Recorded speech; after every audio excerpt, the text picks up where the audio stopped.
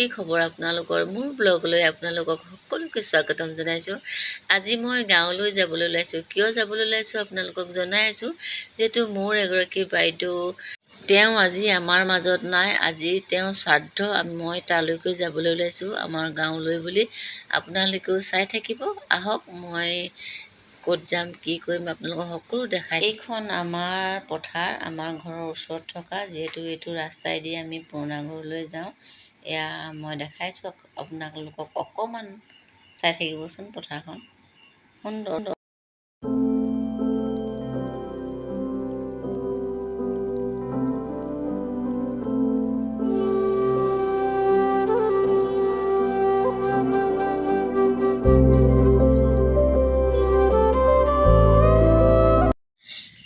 এয়াই হৈছিল আমাৰ বাইদেউ। তেওঁ যিহেতু আমাৰ মাজত নাই, তেওঁ আত্মাৰ শান্তি কামনা কৰিলোঁ।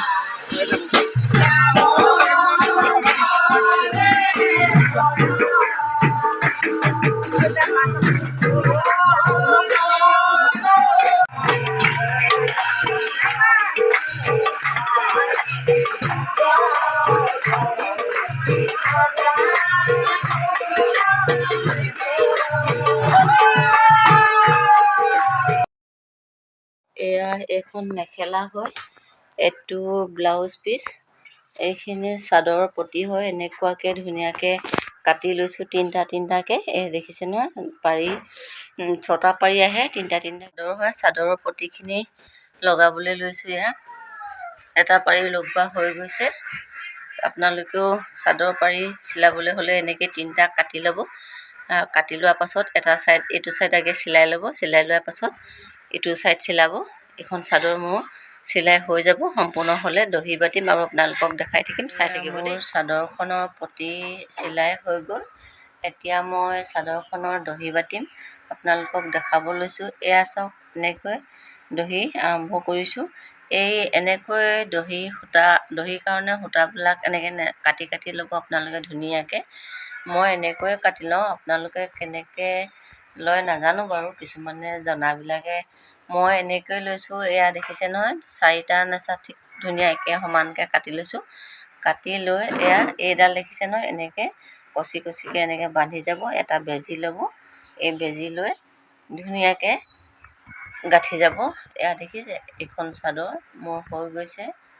পতি চিলাই এনেকৈ মই দহি বাতিম। আৰু আপোনালোকে এই বেজিটো গাঁঠি দিওঁতে সূতাডাল গুচি আহিবৰ কাৰণে কিবা এটা এনেকৈ গধুৰ বস্তু এটা লৈ ল'ব, থৈ ল'ব। তেতিয়া আপোনালোকৰ অসুবিধা নহয় এই গাঁঠিটো দিওঁতে, নহ'লে চাদৰখন ওলমি গুচি আহিব যে। এয়া এনেকৈ মই চাদৰ দহি বাতিম। এইখন চাদৰ মোৰ দহি বটা কাম হৈ গ'ল। এয়া 1 ঘণ্টাৰ ভিতৰত, মানে ইমানে খৰকৈ কৰিছোঁ নহয়। আপোনালোকেও শিকি ল'ব, বেছি টাইম নালাগে। জানিলে বেছি টাইম নালাগে, সোনকালে হৈ যায়, পটাপট হৈ যায়। এয়া মোৰ এখন চাদৰ হৈ গ'ল।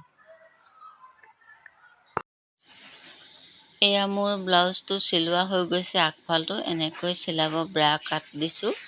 চিম্পুল ব্লাউজ, ইমান ডিজাইন কৰা নাই। তেনেকৈ আপোনালোকেও শিকি ল'ব। ফ্ৰণ্টৰ ছাইডটো চিলাই ল'ব। তাৰপাছত এইকেইখন দুখন হাত কাটি লৈছোঁ। কাটি লৈ মই প্ৰথমে এনেকৈ ধৰণে চিলাই লৈছোঁ।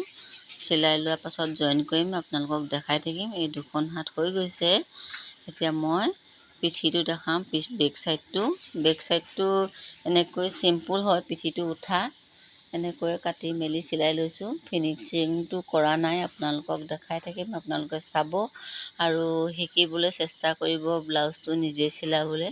কাৰণ এটা ব্লাউজ নিজে চিলাই ল'ব পাৰিলেও বহুতখিনি ৰাহি হয় বুলি মই ভাবোঁ। আপোনালোকেও চাই থাকিব। চাবলৈ লৈছোঁ, আপোনালোকে চাব আৰু শিকি ল'ব। এই হাতখন দেখিছে নহয়, একদম পূৰা মিডল পইণ্টত ল'ব। ইয়াৰ পৰা হাতটো এটা ছাইড চিলাই ল'ব দেই। যিসকলে নাজানে তেওঁলোকৰ কাৰণেহে কৈছোঁ, জনাবিলাকৰ কাৰণে একো নাই বাৰু। এয়া দেখিছেনে, আচলতে মোৰ মেচিনটো বহুত মাত দি আছে দেই। এয়া এনেকৈ লাহেকৈ লৈ আহিব, ইয়াতে ৰাখিব। এয়া মোৰ এটা ছাইড হৈ গৈছে আৰু তাৰপাছত ইটো ছাইড চিলাব। দেখিলে নহয়, এইটো মোৰ চিধা ছাইড হৈ গ'ল। এইটো উল্টা আছিলে, এইটো ছাইডে আপোনালোকে এইটো চিধা হৈ গ'ল। ঠিক তেনেকৈ মই ইটো হাতো লগাই ল'ম, এইখন হাতো তেনেকৈ লগাই ল'ম, তাৰ পাছতে ফিনিচিং কৰিম। ইয়াতো সেই ঠিক তেনেকৈ এনেকৈ মিডল পইণ্টতে ল'ব এইখন হাত। আৰু মই এয়া দেখিছে নহয়, ইয়াত অকণমান কাটি লৈছোঁ যাতে ইফাল সিফাল নহয়।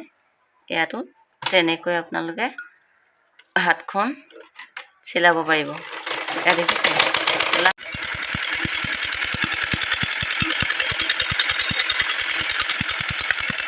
মোৰ হৈ গ'ল। ব্লাউজটো হাতটো এনেকৈ জইন কৰা হৈ গ'ল। এইটো মই হাতটো চিলাবলৈ লৈছোঁ, আপোনালোকে চাই থাকিব আৰু আপোনালোকেও শিকি ল'ব। হাতটো একদম মিডল পইণ্টত দিব এইটো বস্তু। ব্লাউজ এইটো সম্পূৰ্ণ হৈ গ'ল। এইটো 34 ব্লাউজ চিম্পুল হয়। এইটো ইমান খৰখেদাকৈ চিলাইছোঁ নহয়, এই আপোনালোকক দেখাইছোঁ। চিম্পুল ব্লাউজ চিলাবলৈ হ'লে আপোনালোকেও চিলাব, বেছি দেৰি নালাগে। এয়া কমপ্লিট হৈ গ'ল।